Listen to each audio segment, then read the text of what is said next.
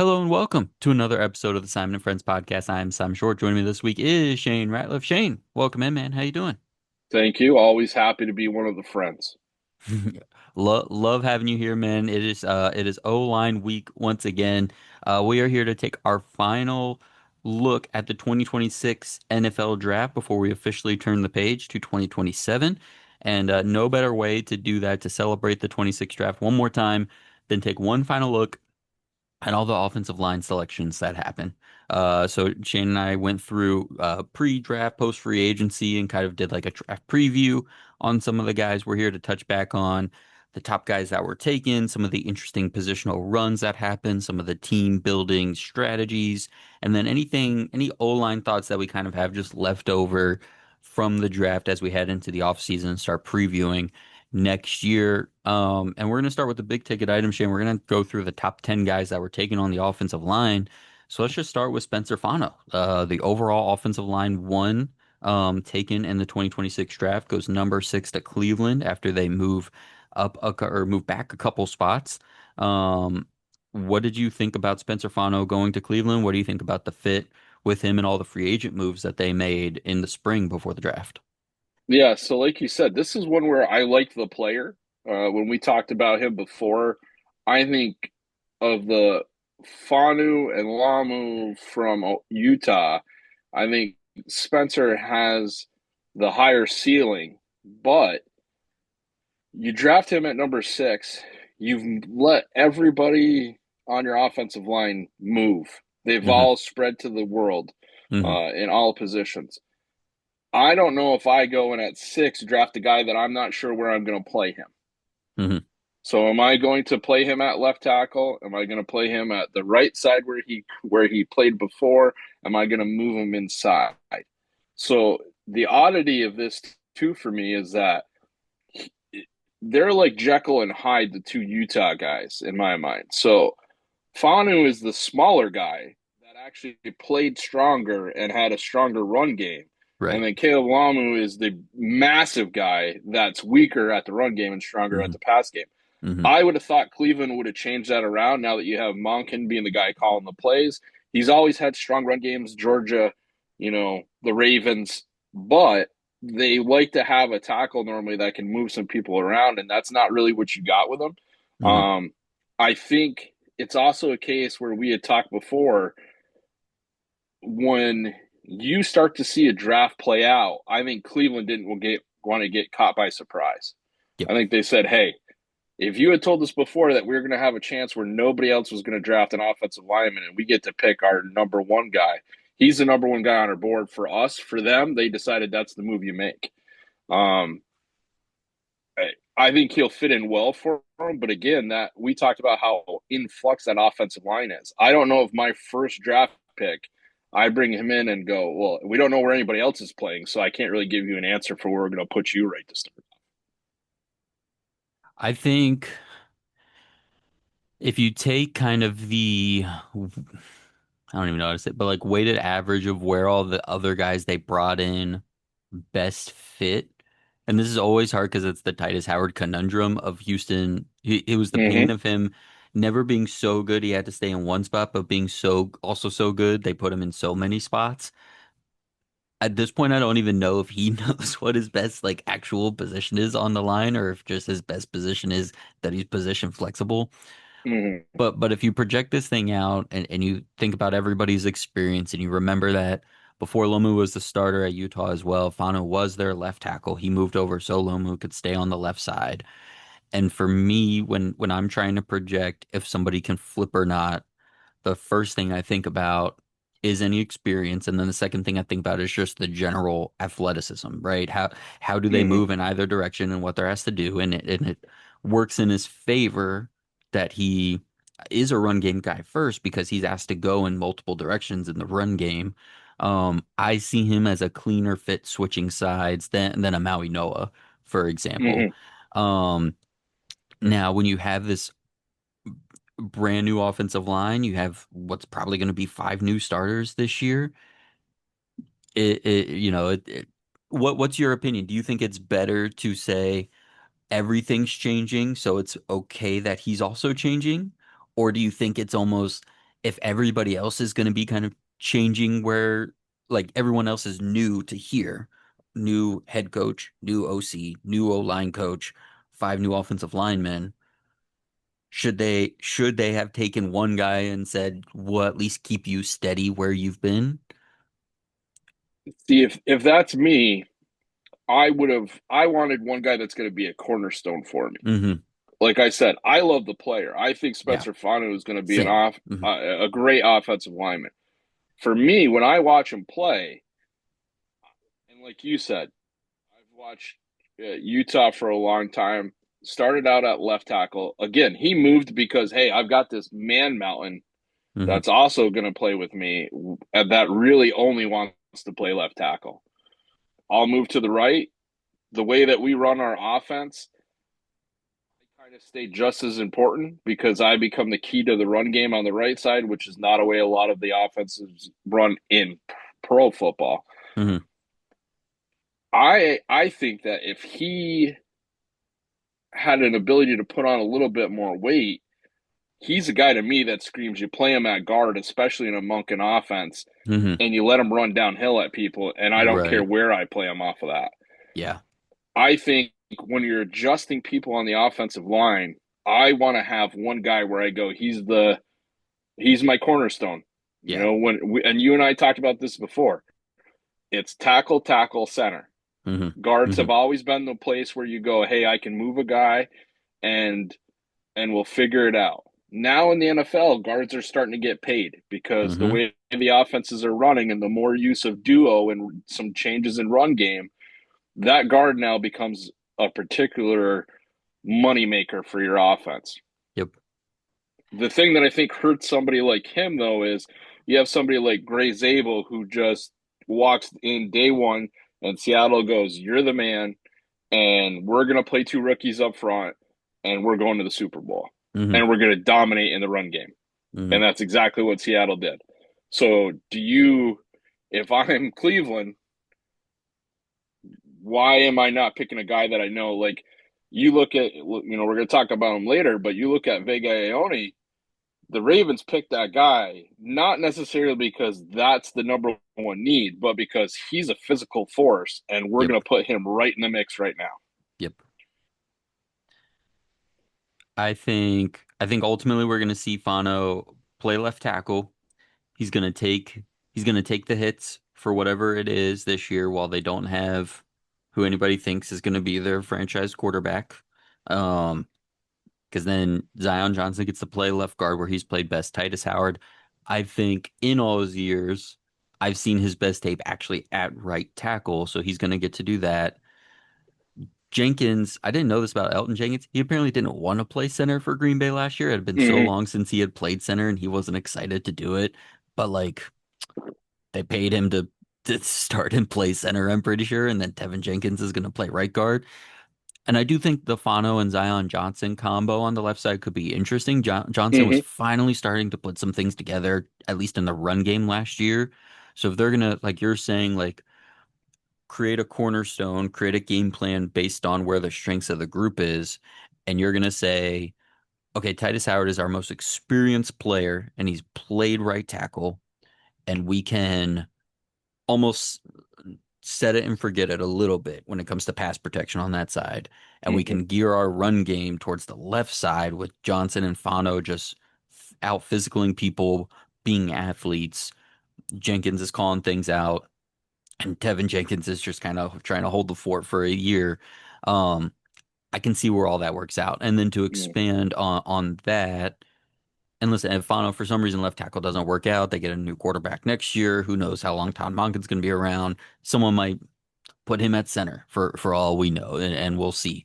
Um, and it was a good note. It is funny about how his play style is very physical and he leans run game, but his play strength is not actually his asset there. Mm-hmm. But then you look at what they did the rest of the draft. Austin Barber Yeah. and Parker Brailsford. I like Barber a lot. I actually wasn't a huge fan of Brailsford. He's just undersized and he's not very strong. But the thing I like about those two picks is between Fano, Barber, and Brailsford.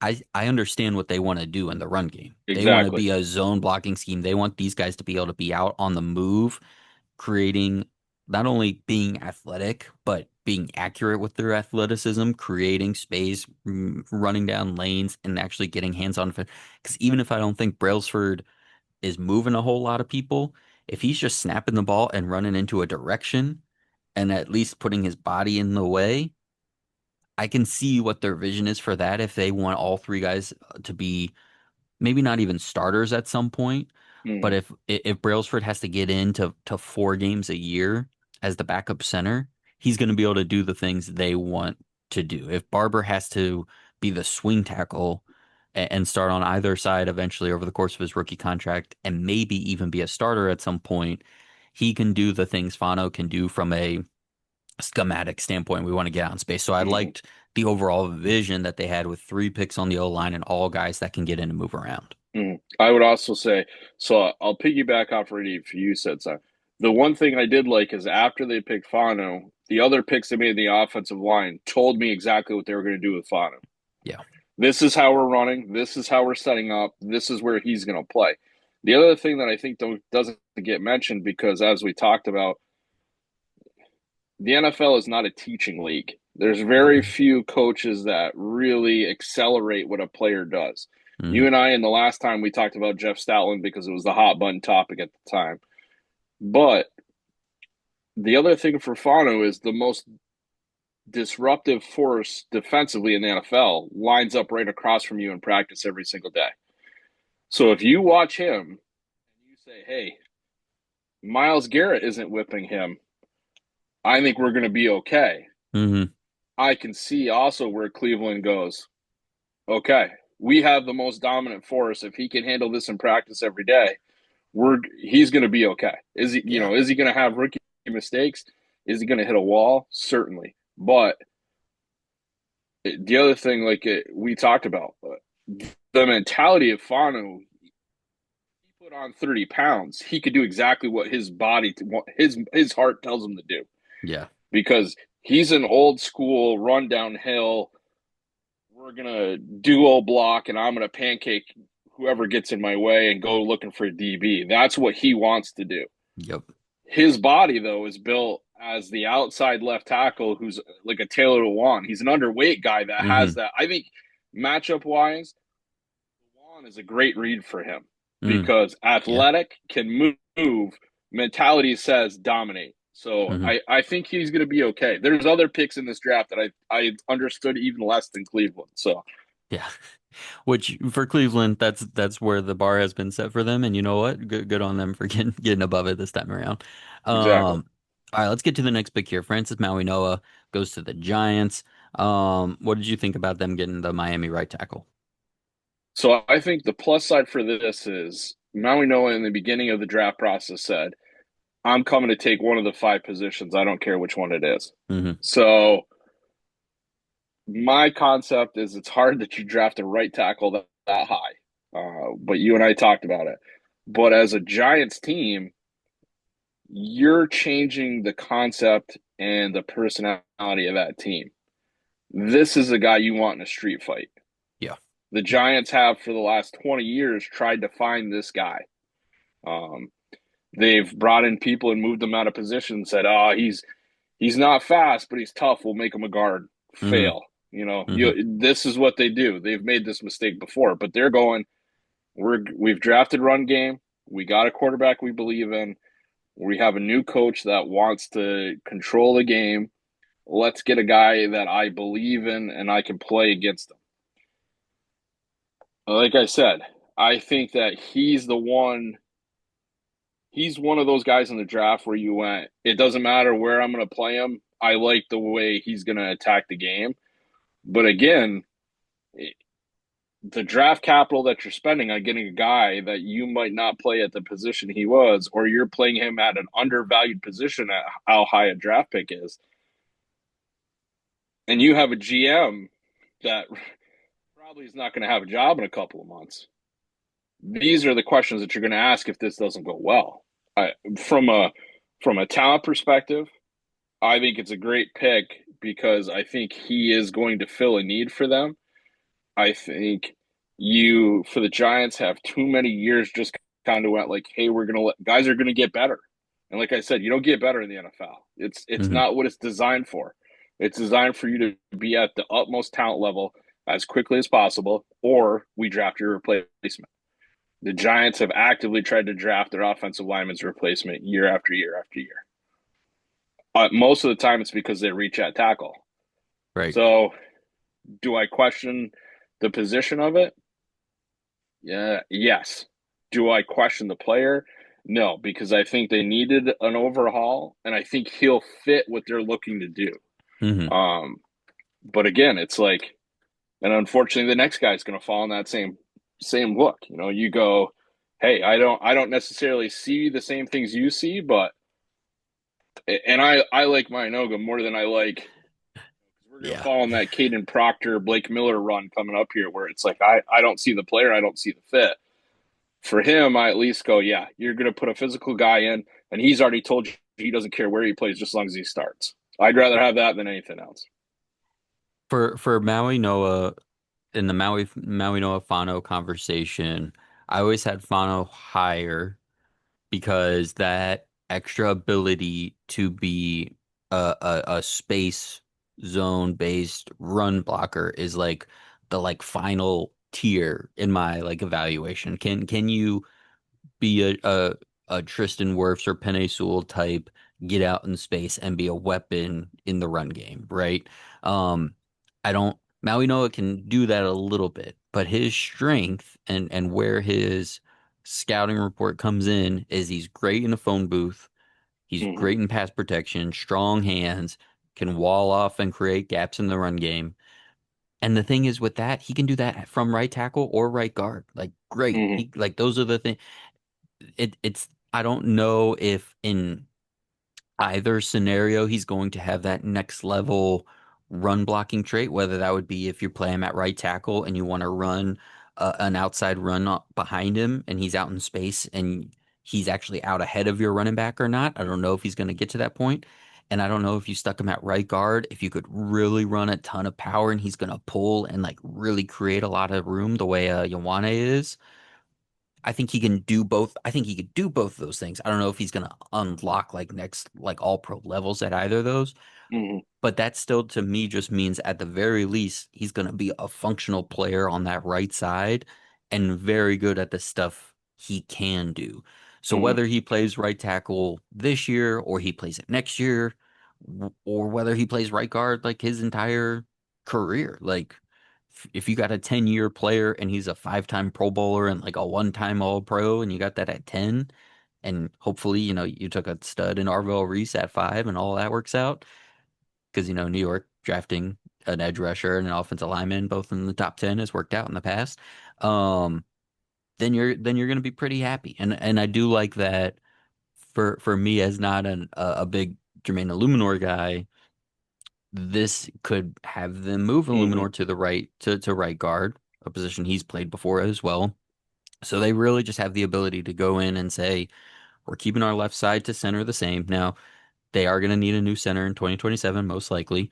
But Thomas and Runyon and John Michael Schmitz are going to play left to center together.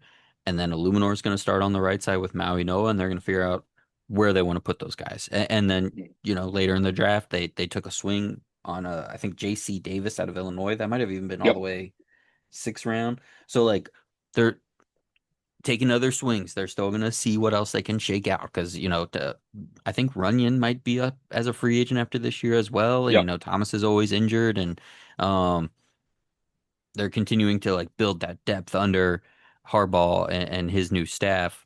But Mm-hmm. just Maui Noah on his own is going to fit really well with what they want to do there, even if the ceiling isn't quite as high as you would like for pick 10. And I think in this conversation, Simon, you mentioned the guy that's changed the NFL math on this. Penei Sewell has everything that you've always looked at a left tackle, but Detroit had Taylor Decker and they weren't going to Yeah. move him. So you put this absolute athlete over at right tackle, and now it becomes in the NFL where, oh, well, that's what your right tackle does. He can catch a screen, he can do this. Yeah. And this is why somebody like the next guy we're going to talk about gets Yep. an opportunity. Yep. because you go, hey, whew, him running on the outside, and like you said, he's not Penei Sewell. And that's perfectly okay because there's Penei Sewell and then there's nobody else that does that. Right. You Mhm. know, the next you have like Lane Johnson, Penei Sewell, Yep. where you're talking in this conversation, Yep. and you're not going to find a bunch of guys that do those type of things. Nope. But just like you said, if he's if he's all pro and he's steady, the thing you have to realize is that you already had a top 5 pick. He's your second pick. In the NFL math, you go, hey, if he plays up to the level we think he can, we've just made a great pick. But I Hmm. agree with you. I think his ceiling is not as high, but in my mind, I also think that his floor is higher because I Yeah. think if he fails against anything, you still go, hey, he's pretty powerful, and Right. we can deal with what he does. He's just not, you know, he's not Penei Sewell, he's not Lane Johnson, but he shuffles right in here, and he's going to change the way we run the ball, which is what we want to do. Yeah. But it's like I this whole draft was draft somebody and then talk to them about how we're going to move you around from what we've asked you to do your entire life. That's what they did. Everybody did that, and so maybe I hate to be the guy that walked uphill to school both ways and didn't have anything for Christmas, but I still think, and you and I have talked about this, it is it is awful hard to change who you are as a tackle and as a guard. Like it's people think it's just changing which leg goes first and which leg's up. Well, my wife is left-handed and I'm right-handed, and I can tell you she doesn't change to be right-handed and I don't change to be left-handed. There are things that you learn as a process. Like I grew up with a left-handed mother, so like there's like I learned how to play hockey left-handed because she could skate. Hmm. I when I put my belt on, it's like I'm left-handed because that's the image I saw. And if you had me change those things, it would feel awkward for me. Yep. I'm not doing those things with a 6'6", 300 pounder that also runs a 4.5 coming at Right. me. It takes a while to reprogram. Hmm. Yeah. I wonder what goes. I wonder what goes into that, the psychology of that. Is that just guys that were so well prepared in college, but like even high school, where because you see some of these quotes, these guys like Keelan Rutledge has said this. Um, I forget who else I read about today that was saying they did it. Maybe it was Basantis. Um, but guys were like, oh yeah, I if you go on PFF, like 98% of my snaps were at one position over 3 years. But what you don't see is every day at practice, when we're in practice, we do first team in our starting lines, and then when we go to second team, we switch sides. So I've actually Mm-hmm. been practicing the other position this whole time. Mm-hmm. So if we really like tried to comb through the guys who did switch, the guys who didn't, the guys who successfully switched, the guys who failed at switching, would we also just find that in college their coaches just didn't put that in the game plan? That just didn't happen? Yeah. Like, or is it just those guys that say, "Oh yeah, we did this all the time."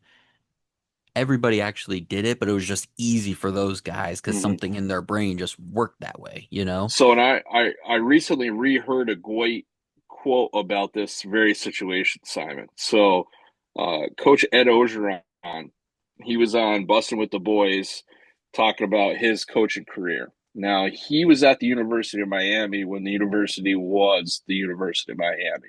Okay. And he used to say that Jimmy Johnson, when he recruited offensive linemen, you had to be a left tackle or a center, or we didn't recruit you. And what they would do is the guards were defensive linemen that weren't fast enough, but they had an attack mentality. So Yeah. Jimmy Johnson would go, "Okay, you're not cutting it. Now we're a guard. You needed to be fast enough to always, and the tackles, you were always your team's left tackle because that's the best position. Hmm. So, like you're saying, now are we only seeing guys that once they got into college, they became the right tackle because of some other reason? But throughout their high school career, throughout the other times, they always played that position. Also, with the change in ways that the spread offense has been brought in, if you're a true spread team or like a Mike Leach, you know, put your offensive tackles at 20 yards out. If you're teaching a team like that in offensive line play, that I think gives you more opportunity to move somebody around. Another Seahawk guy, Lincoln, Abe, he was a guy you played left tackle in that spread, but you played way out, so you had to do the everything in space because it was basically one on one Hmm. every gap. I think those guys have an opportunity to move. Yep. If you're in a solid run game, you're a Georgia, you're a Michigan, you're a downhill run game, and I'm going to take you and change your exact position, and I'm going to ask you to do something. You're going to pull in a direction you never pull in. You're going to do different things like that. That's where, like, when you're talking about someone like Rutledge, where at Georgia Tech, Brent Key, an offensive line coach turned head coach, flipped his guards and tackles whenever he wanted to. Mm. Like when Rutledge tells you, "Hey, look, I've been on that side," he's not lying to you. He played Right. 50 snaps in every game on that side. Hmm. So those are things you look for when you're trying to draft these guys and think you can move them. Those are the things when I get to hear stuff and hear offensive line coaches talk about that, and you talk about some of these old time guys, Jeff Stoutland, McKittrick when he was in San Francisco, Alex Gibbs that basically designed zone football because he got Mm. a bunch of guys that weren't big enough to play the way he wanted to, so he designed another offensive blocking scheme. Those are the guys I think you can move around. But if you have an offensive line coach that's like, "Hey, we're going to run downhill," and you're like, "Oh, by the way, coach, I have short arms. I'm 30 pounds lighter than the guy that normally would play this position, and we jump set 60 times in my college game. I'm not going to get into the NFL, gain 30 pounds of rip, and be able to block somebody that I couldn't block in college." Right. When your offensive game scheme changes and your number Yeah. one draft pick at quarterback doesn't remember what planet he's on, welcome to Miami. And speaking of which, um, man, this is why you guys are here because we were like, yeah, we'll just go through the first round picks, and then here we are talking about all this. So, Caden Proctor goes to Miami. Um, Left tackle out of Alabama. We had extensive conversations about him before the draft.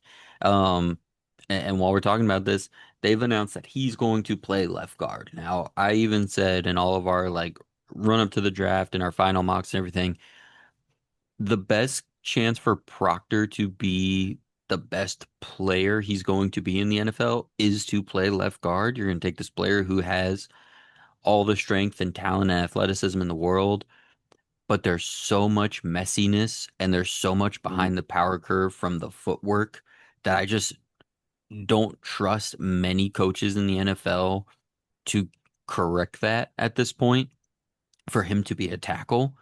So the best case scenario is you're not making them flip sides and learn a whole new order of operation, but you are going to move him inside to ask him to do different things, but you're going to protect him with a left tackle and a center.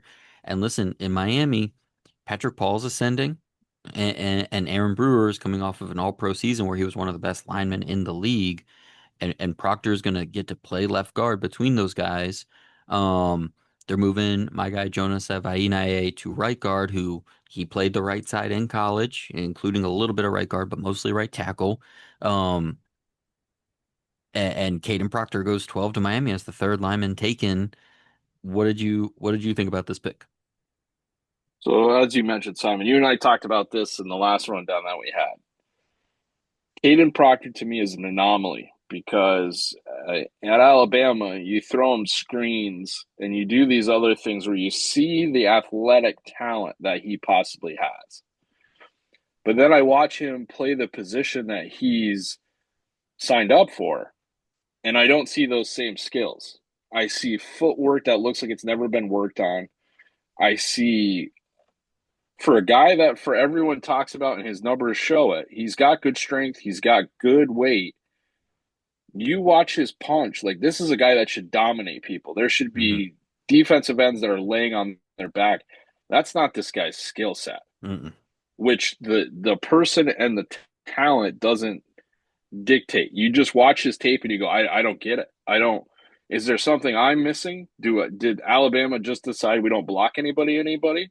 You know, did do we not show physicality at the line of scrimmage? I don't understand where it's going. I think, like you said, I think it's a huge reach to get him where you did. But if you're Miami, you hit on it, Simon. We're gonna protect him. I've got my best offensive lineman and an ascending offensive lineman in the NFL. I've got a tackle that I trust that's going to do exactly what he needs to do. And we're going to pin him on the inside and we're going to give him a short play set on things where we're going to ask him to do some stuff that maybe he's not super comfortable with. But we're also, I imagine, talk to him throughout this whole one. Hey, what are pulls you like? What were some of the ones that we really loved at Alabama? What were some of these things that you enjoyed out of that? And then we're going to start to kind of throw that in there. Where can we get you? Because Miami's not going to. He's not catching a screen this year. No. He's not going to do any of this stuff that they allowed him to do at Alabama to keep Yeah. him happy. You've changed your entire system in Miami. So the way the offensive line plays, the way everything plays is now going to be a dynamic change. You're going to play him at left guard, and you're going to go, hey, he might be top 10 athletically for what we're going to ask him to do. He also doesn't fit any of your regular parameters as a guard. He's No. too tall. He doesn't doesn't have good feet. Doesn't block inside a phone booth. Yeah, like I said, unless from everything I've read, this was like a GM pick. From what people have said, is Sullivan had some people in Alabama that he really trusted their opinion, and these guys said like, everyone's telling you Caden Proctor isn't competitive. I watched him in practice. Well, I get that, but I watched him in game film and I watched him get handled by guys that weren't as talented as he was. Then you go, well, I'll tell you what, he's got the technique down. Again, same thing. I watched a guy that's supposed to be all world get absolutely dominated. We had guys in this draft. Isaiah World last year at this time was going to be the greatest offensive lineman that went undrafted. Hmm. Sometimes you can have a package of that, but people find out that, hey, you got protected by other people around you, and that's what made you look really good. And maybe you weren't up to what we needed to. You have a bad year, and then that gets shown. So with Proctor, I think he's one of those guys that you could have like a super high ceiling because if it clicks for some reason, you go, whoa, we have a really talented guy that we got at a position that we didn't really necessarily need, but we were worried that offensive linemen were all going to get drafted. We had no chance to get a top guy on our next go around. But I also think that his floor is, poof, Yeah. it's like a Trump style basement. It might be 4 or 5 levels down because if it goes bad, it's going to go real bad. And you pair that with the fact that again, my guy Jonah like did not have the best year last year. There were some things, but not the best year last year. And so you are pairing those two guys as giant mammoth players that still need work that are going to be your guards, and that's a lot. We say all this and we're talking about him being a left guard, and then the idea of, well, Austin Jackson's a free agent after 2026, so they're also partly taking the swing on if all this works and this actually works out. He also obviously was a tackle, and can we then flip him to the right side? Now I know what you're going to say. You're taking this guy that already wasn't great at his best position, most experienced position of left tackle in college. Now you're gonna move him to left guard, and then a year later you want to move him to right tackle. That sounds wild. You're gonna do this with your offensive line coach being Zach Yenser, who was the assistant O-line coach in Houston for the last couple of Hmm. years because he knows Bobby Slowick, who's the OC. And I didn't like anything that was happening with Bobby Slowick and the Yeah, offensive line and that offensive line coaching staff for the last couple of years. So I don't feel really good that's good. about those chances.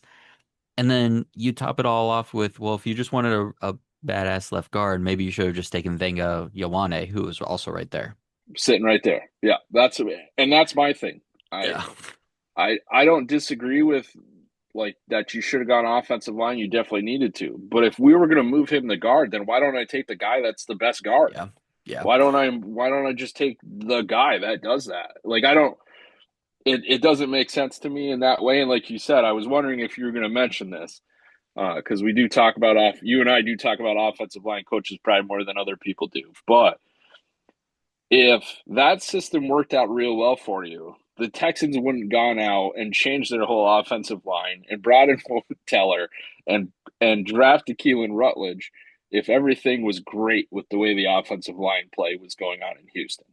And I don't know if you saw Houston regress as fast as any team in the NFL offensively in the last 2 years, but there's a reason for that.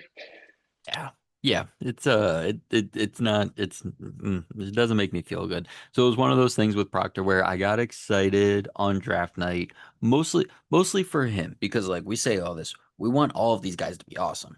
And I know he's going to play left guard, and I know if he's going to succeed in the NFL, it's going to be because he works at left guard. So I was excited about that. And then you do all the rigmarole and all the thinking, and then I'm just like, yeah, Wenger just went 2 picks later, and Well, they could have just done that instead, and and the then other thing that whatever. came up during this too, Simon, is Caden Proctor had conversations at the combine about changing and moving around positions, and they had talked to him. Miami had and some other teams that talked about, oh, it looks like, setting up for the draft, you've dropped some weight, Hmm. to try to, is that you've had some injuries or oddities? Do we do it for that? We were just trying to get faster, things like that. I guess Kane Proctor had great answers for that. Hmm. But then when they went to draft him, Caden Proctor put on 34 pounds. And so when they drafted him and brought him in, they're like, What mm, happened? we really liked you at that point. I don't know why you decided to Hmm. put that. So again, is that a maturity thing? Did he just Hmm. go like, "Hey, I'm drafted now. I can eat in and out until I don't have to," or Hmm. was it, is it good weight? Yeah. I only saw it because it came up as part of the things when they were talking about rookie OTAs, like guys that stood out based on when you saw them the first time versus what they look like now. And they were talking about this move and then him gaining weight and saying like, "Oh, did the coaching staff talk to him about gaining this because now he's going to be an interior guy?" Hmm. And the Dolphins did not say that we suggested that he gained the weight. So, Yeah. Saban had a quote. It might have been during the combine where he was like great. Like Proctor's a great kid, and when he's in the building, he will do everything you ask him. Like when he's in film room, he will like take in the information. When he's in the weight room, like he will do the workouts and he'll find the plan and he'll stick to the plan whenever he's in. Blah blah blah blah blah. But the moment he leaves the building, you just don't know what's going to happen. And next to New Orleans or Vegas, being in Miami is a little terrifying on that because there's some food in Miami for sure. All and right, there but might let also be a guy that went to Miami and found out that if the uh, team doctor doesn't let you take the guy you want to, it can get pretty bad there pretty quick, and you go back to college. I think Saban has a pretty good concept of what that Miami can turn into. So, yes, we will see on Proctor and we will hope for the best. All right, but let's get to the next guy that we talked about just a minute ago, Vanga Ioane to the Ravens. Great pick. You mentioned it. Like they needed help at guard in a big way, but more importantly, they just kind of need to reset and re-identify what they're looking for on the offensive line. Um, it seems like he is going to be moved to right guard. Because mm-hmm. my whole thing because he was the most popular like mock pick, right? All through the mock process, it was Venga to the Ravens for everything. AFC North, the physicality, need at guard, blah blah blah.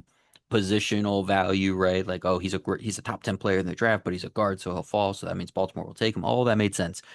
And the Steeler fan in me that just wanted to poke at it and not didn't want it to be so was like, but they just signed John Simpson.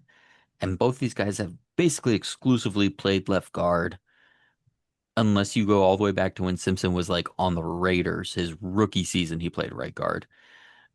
Everything that I'm seeing and everything that we've talked about today with Fano, with Maui Noah, Proctor, the young guys are going to be moving. The young guys are the vets are going to take precedent. They're going to take seniority over it. They get their positions. To me, that felt a little bit backwards because I would say like lean on the experience a little bit. If you're and if you're investing a first round pick in a player, maybe make him more comfortable. But I guess the current top theory, and we'll see how long this lasts, but the current top theory is the guys that are younger have less muscle memory built up than the 5, 6, 10 year NFL vet, so it'll be easier to move them. Okay, well, if that's what you're going to do, Yuan is going to switch over to right guard, and I'm sure he's the type of mentality that's I'll play anywhere and I'll block whoever, wherever. And also, I think he has the requisite athleticism that I see, the balance and everything to move over to that side. You watch Penn State tape, and that stuff is so goofy that he's lining up at tight end sometimes. He's lining up as a as a slot wide receiver and then pulling on the move. Like, so okay, you show me you can move in space. I'm sure you can play right guard, but still, it's going to be an adjustment. But other than that, you know, this is a hand and glove fit for the Hmm. Ravens. And I think you hit on it right there, Simon. The thing I wrote down for him is system player went exactly where I expected him to. Everything you mentioned, you're the Ravens. You know, you and I had talked about when the Linderbaum situation where we love him, but he counts as an offensive lineman, so we're gonna have to pay him like a tackle, and we can't Hmm. do that. So now we're gonna have to change our mind, and we're gonna sign another center. If you want to keep being a dominant run game, and by all stretches of the imagination, it seems as if that's the way the Ravens are locked in to continue with, he's the best fit. Like you said, I think that they sat there in the draft room and went, this was exactly how we thought it was going to play out. Yep. Let these other guys goofy pick these guys that we weren't going to pick anyway and eat the draft pick in front of us. And the guy we wanted and the guy we were going to take no matter what fell to us. So they plug and play. As you said, whew, watching Penn State the last couple of years,